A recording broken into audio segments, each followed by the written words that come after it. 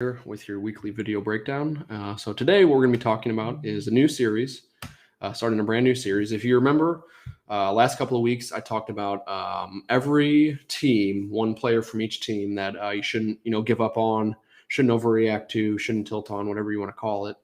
That kind of just broke down every single team and one of the players that may have overperformed, underperformed this year. So what we're going to do for this next series, it's going to be a 4-part series, and I titled it Incredibly True Statistics. So every year, usually happens at the end of the year, but every year there's a series of stats that kind of jump out at you like, wow, that's unpredictable. That's something that, nobody had happening coming into the season. I'm not going to say that these that I'm about to list are, at that level, but they're pretty unbelievable regardless. So we'll jump right into it. I'm going to do these articles like I do most of the time, where we do a quarterback, running back, wide receiver, and tight end. So this will be the quarterback article. And I'm going to talk about 3, 4, 5 players, quarterbacks that have had an atypical start to the season, at least from what we expected them to do. So let's jump right into it. The first player we're going to talk about is Tom Brady. So Brady is actually the quarterback 1 in Dynasty Owner this year. He holds that spot by more than 7 fantasy points. So the next closest quarterback is 7 fantasy points. Doesn't seem like a whole lot, but when you're talking about the number 1, that seems like quite a bit. So seeing Brady as the top quarterback isn't necessarily that surprising. It could have been predicted. I'm sure a lot of people predicted that would happen.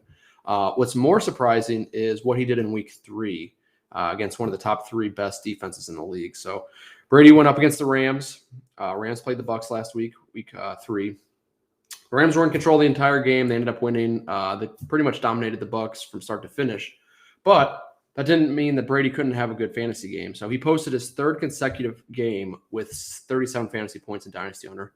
So just unbelievable. He didn't have a particularly strong game. Brady didn't when it comes to scoring touchdowns, but he made up for that with total yards. He actually ended up with 432 passing yards. So very, very healthy. And as we know in Dynasty Owner, if you go over 400 passing yards as a quarterback, you're going to get an additional 4 bonus points.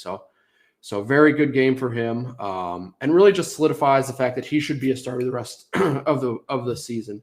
Maybe you're already thinking that. I'm sure a lot of you probably were, but I had a lot of questions asked to me over this past week about who should I start comparing to Brady. So a few of them were Tannehill. Should I start Tannehill over Brady, Baker over Brady? One even asked Daniel Jones. Daniel Jones had a good matchup. I sided with Brady on all of those just because, he's more talented. He's on the better team. But I wasn't, fully convinced, even though I gave that advice like I was. So I think you should have no fear for the rest of the season. Lock him in as your starting quarterback. And unless you have a Mahomes or a Josh Allen, Kyler Murray, I wouldn't even, question starting Brady the rest of the season. When he can do what he did in that type of matchup against that great defense, just continue to start him every week. It's also worth noting, I put this in my article, that Brady scored twice as many points as players like Baker, Matt Ryan, Big Ben. Not too surprising, but when you see a player double up, a quarterback that people thought would be, in the mid-tier, maybe to upper tier, maybe with Baker this year. So it's a little surprising to see that. Up next, we have Derek Carr. So Derek Carr is actually very quietly the quarterback 6 in Dynasty Owner. I wouldn't have guessed that before I read, all the stats and all the rankings, but he's averaging 32.5 fantasy points per game, and he's averaging 2 touchdowns a game. So another very healthy stat line. What's even more impressive, and the biggest stat that I wanted to put in for this incredible stat article, was he is leading the league in passing yards, and it's not even close. He's the leader by 116 yards. So that's just unbelievable, the volume that he's getting, and a lot of deep balls actually too so far this season. 401 passing yards per game, just unbelievable. Carr finishes the QB 14 last season. He's already totaled more than a fourth of his passing yards for last season through 3 weeks. So, wow. He continues to be a value.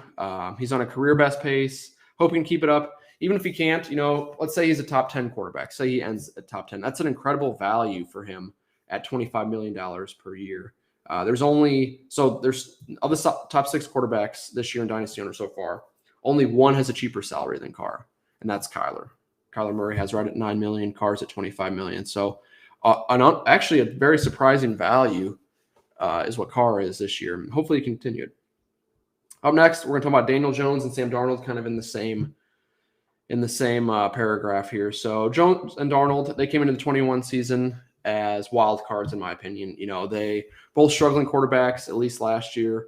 They were on poor teams. They were both coming close to the end of the rookie contracts. We know that Darnold's got 1 year left this year, and then Daniel Jones has 2 more. And they also have been paired with a top 5 running back that they didn't have last season. So Daniel Jones, Saquon, obviously he was out for the entire season last year.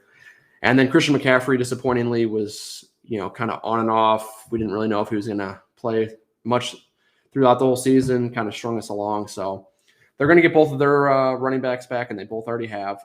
It's worth noting, obviously, Christian McCaffrey went down in week 3. I don't anticipate to be too long of an absence, but you never know. So just keep that in mind. That obviously takes down the entire Panthers offense as a whole, and also Darnold. Anyway, so 3 games into the 2021 season, they're both playing above expectations, at least above my expectations. They're currently QB 12. That's Daniel Jones, and QB 13. So they're back-to-back. QB 13 is Darnold. Jones might have shocked me a little bit more just because I was pretty high on Darnold compared to the consensus, I think, this year, switching teams. And I've always liked the talent of Darnold, and I thought that, coming into the best offensive team that he's ever been on, it was going to help his, it was only going to help his career. So regardless, they're both playing great fantasy football. The fact that both players are on cheap rookie contracts makes all the difference for their value. Jones right at $6.4 million, Darnold right at $7.5 million. And their success really hinges on the running game. A lot of teams do, a lot of quarterbacks do, but as I already mentioned, Saquon, season-ending injury last year, he's been eased back into action. He's getting more and more touches each week. Week 1, he had 11 touches. Week 2, he had 15. And week 3, he had 22. So